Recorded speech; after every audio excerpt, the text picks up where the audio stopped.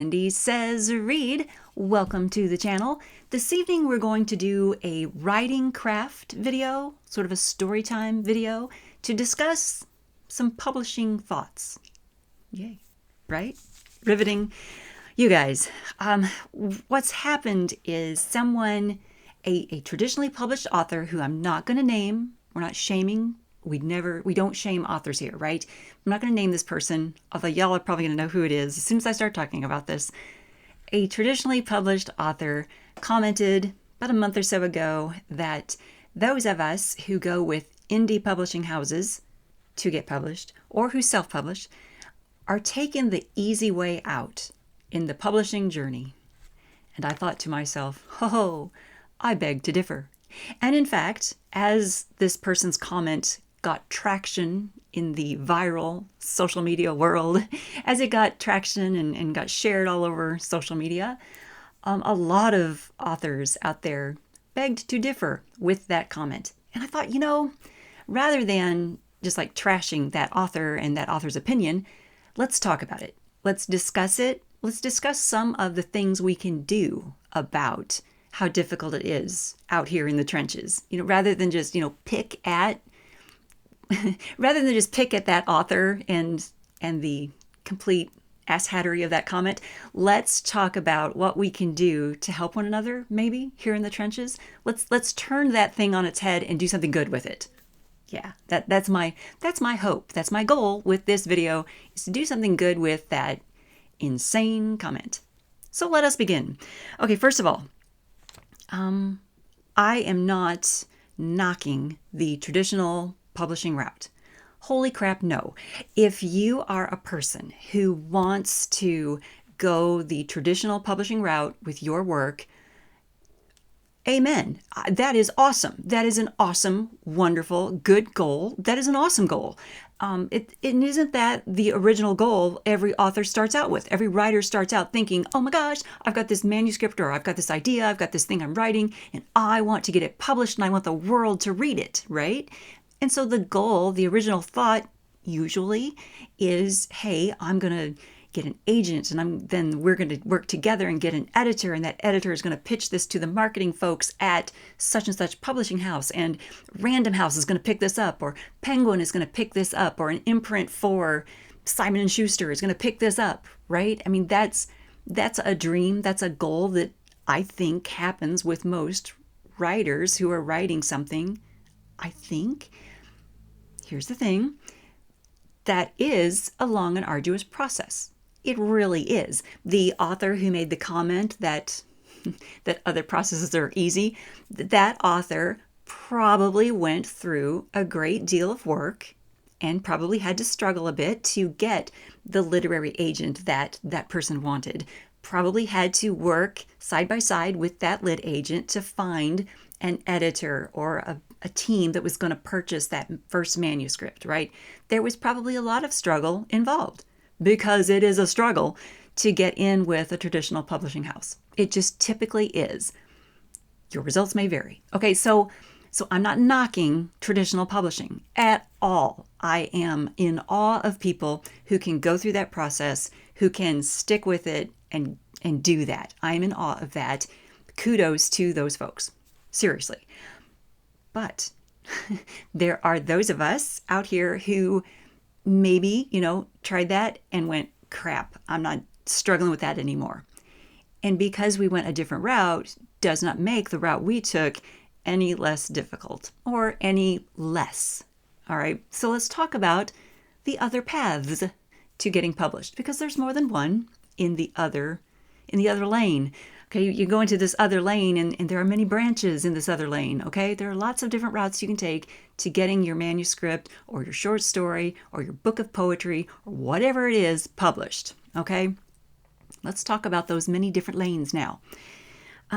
For example, and I'm going to use myself as an example, because here we are, right? I write what you know. Let's talk about what I know. What I know is when I was in the trenches, when I had my first manuscript ready, I thought it was ready, and I pitched it to a couple of literary agents. I sent out the query letters, and I got back a couple of a couple of rejections right away. I got back one that was saying, hey, send me your first 3 chapters. And I was excited about that. Sent off those first 3 chapters, got back a rejection. I was devastated. You know, there was the give and the take and the excitement and the not excitement, right? There was a lot of disappointment in that. And I know myself. I know that after so many rejections, I'm going to get depressed about it. And I wasn't going to give up. Obviously, I am published now. I wasn't going to give up, but I knew that too many rejections were going to sour what I was trying to do. And so I decided, let's look for another way to do this. So I gave up on the literary agent route. I gave up on the trying to get in with the Tor Publishing or Del Rey. I realized that route is probably not for me. Okay, what other route can I take? What I decided was, let's find an indie publishing house. Let's find a smaller independent publishing house that I can get my foot in the door. Some of those still want you to have an agent. Some of them do not. Some of them you can walk right up to the front door. You know what I mean? Figuratively walk right up to the front door and say, hi, I am unagented, but I have this manuscript. Would you please look at it? This is still an arduous process. Not every independent publishing house is out there signing every single author that submits a manuscript to them. We just recently had a video here on the channel where I explained to you guys there's over 1,700 books published in the United States every single day. That's a lot. That's an awful lot of books, but there are even more manuscripts that are looking for a home, right? Okay. So the route I decided to take was I went directly to the publisher. I sat down at a writer's conference and I pitched my story directly to the publisher. And the publisher said, send me the manuscript, let me read it. I did that, and a couple weeks later, I had a contract in my email. So that's how it worked out for me. And that was great. Here's the thing, like I just said, some indie publishing houses still want you to work with an agent, especially if you're a brand new author. That publishing house, Bob Jelinas, did not know me from Adam. He didn't know my work ethic. He didn't know if I could meet a deadline. He didn't know if I was going to be easy to work with on edits. He did not know me. So he said, you need an agent. I went, ooh, I do not have an agent. He said, that's okay. I have a couple here in-house. Let me set you up with one. And he did. So I got set up with a literary agent to work with on that first novel, and everything went very smoothly. And we're going to leave it at that. Okay, so Bob set me up with an agent, and then he came to know who I was. We got to work together. Everything went smoothly, and he figured out that I did have a good work ethic. I could take direction. I could make edits when he suggested them. I could meet a deadline, and we worked together very well. And I did not need an agent on my second book, the third book, and going forward. We were able to work together, the publisher and myself, directly. We didn't need the go-between in between us. And so I did not have a literary agent after that first book, and I haven't looked back. Not all literary agents will work with authors in the same way. Let's put it that way. Yeah. Like, for example, the literary agent that I was paired with, she didn't submit anything anywhere else. Like if I wanted to have a short story submitted to an anthology that was asking for things to be submitted through an agent, she wasn't going to do that for me. She said no, because she didn't do that. If I needed to have something looked at, if I needed her to help me edit something, put some things together, she said no, she didn't do that. So if you're looking for a literary agent who's going to work with you and be your partner, sometimes they're easier to get if you already have your publisher and just, I don't know, maybe I should just stop talking about that part now. Let's stop talking about that part now. Let's talk about, let's see. Oh, yes, the editing. When you're working with a publishing house, whether it's the indie publishing house or a traditional publishing house, or if you're doing it on your own, the editing component is still going to be part of an arduous journey. You still have to get your manuscript edited, right? Whether that's at the big editing house, the big traditional publishing house where they have an in-house editor, or stable of editors who are all looking at your manuscript, or whether you're at an indie publishing house where maybe they have one editor or two, and one is assigned to look at your manuscript. If you're doing it on your own, you're paying someone to do it. You're going to find an editor out there in the world and pay that editor to look at your manuscript. That should probably be a content editor first. Hopefully that content editor can also come back through and read for like line edits when you're done. Hopefully that'll be part of the package. If not, then you're going to pay your content editor. And then after you've rewritten the thing or done your overhauls, then you're going to have a content editor or a proofreader help you with line edits, right? It costs money to do. It's not the easy way out is what I'm trying to say. Just because you're not going through those channels and that arduous, sinuous process to the traditional publishing doesn't mean you've taken the easy way out. It just means that now you're paying for everything. Also, look at cover design. If you're with a traditional publishing house, they're handling cover design for you, right? They're taking care of that. You probably don't get to have any say in that as the author. They're handling that. They have a think tank and a marketing department that knows what the next big thing is going to be. They know how readers and the public will react to cover design. They've got people who are studying that stuff, and they know what our psyche is going to want to see on a fantasy cover, what our psyche is going to want to see on a paranormal romance cover. Okay, they just know how these things are going to play out over the next year, 2 years, right? So they've got their marketing division working on covers and cover designs. They've got a team doing that. If you are doing this with an indie publishing house, you might have some say in it. The indie publishing house probably has an artist or an illustrator that they're working with, or they might have a company that they work with, a vendor that they work with, they farm that out to, or they might ask you for your input. If you're doing it on your own, if you're self-publishing, then that cover is all you, and you're going to pay someone to do that. Unless you're like me and you are silly and you try to do it yourself, in which case you might end up with something crappy, craptastic, crazy, weird, and then you will redo it later with more input from other people who know what they're doing. I've made some huge mistakes in cover design in the past, and I've had to redo it and fix it and make it better. But you live and you learn, right? And that's why I'm saying doing it yourself is not taking the easy way out. It's taking the expensive way out. All right.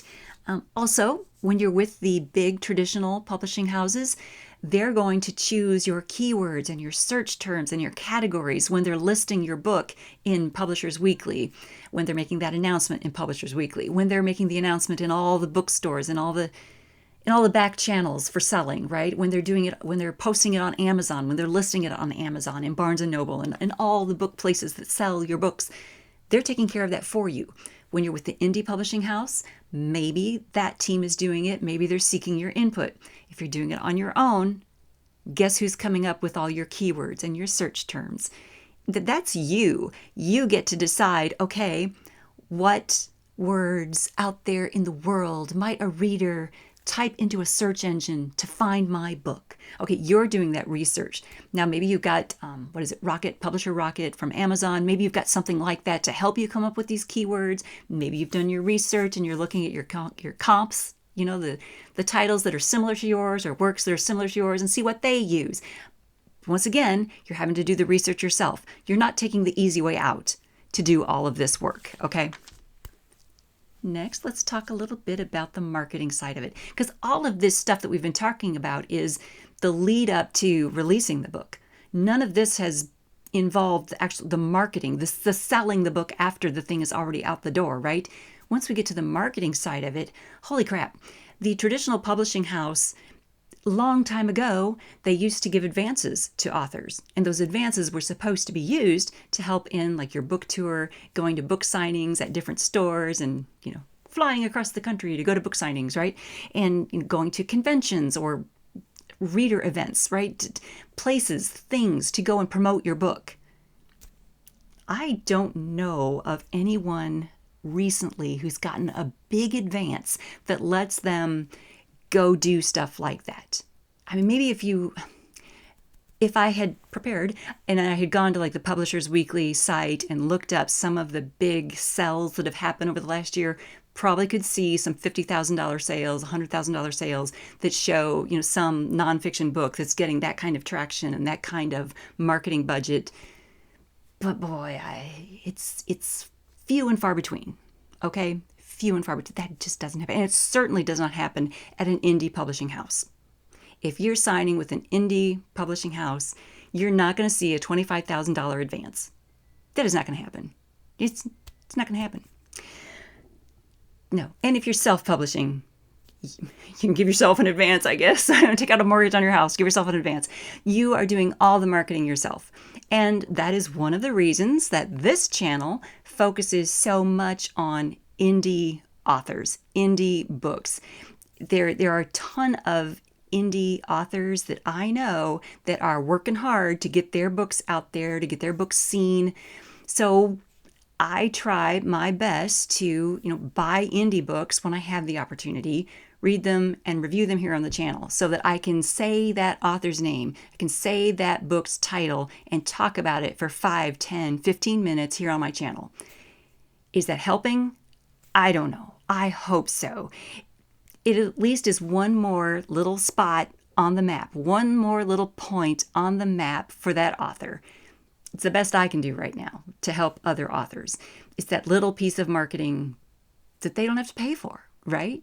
And that's the name of the game when you're an indie author. It's not taking the easy way out. I put it that way. And something I have found also with the indie publishing circle, we can help one another so simply and without spending any money, just by, giving a thumbs up on a video. Like this one, y'all could do that right now. Do a little thumbs up on this video, and that helps me. That helps the algorithm. Any of the other authors who have booktube channels or authortube channels, giving them a thumbs up on a video once in a while is helpful. When you see their book being talked about somewhere, putting a thumbs up on that video or on that blog helps. It's so easy to go click and it is helpful. That is a helpful little thing that costs nothing, right? There are writers groups on Twitter that I'm pretty active in. It is so easy to just go click on the little heart button to like a post, and that just tells the algorithm this post was interesting. I liked this post that mentioned this author and this book. It's an easy, quick thing to do. So simple. It costs nothing but a second of my time. That is such an easy thing for us authors to do to help one another. That might be taking the easy way out. Clicking like on something. But again, it's coming up with that content, coming up with those ideas, coming up with those marketing strategies. It's not really taking the easy way out to do it all yourself. Even when you're working with an indie publishing house, it's not really taking the easy way out to come up with all these ideas in a small think tank instead of the big traditional publishing house think tank. I think what I'm trying to tell you all is if you have decided to publish with an independent publishing house or yourself as a self-published author, I think I have a great deal of respect for you, and thumbs up to you.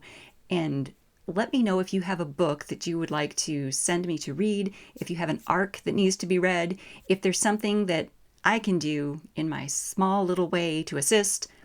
And my channel is here, okay? We're not taking the easy way out. We're trying to help one another because, God, it's not easy out there. That's it, you guys.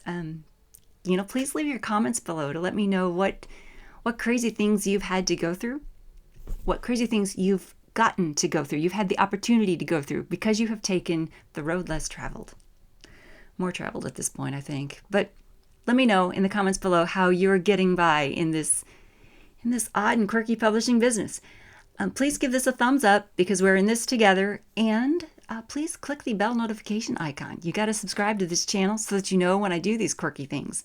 Guys, thank you so much for tuning in.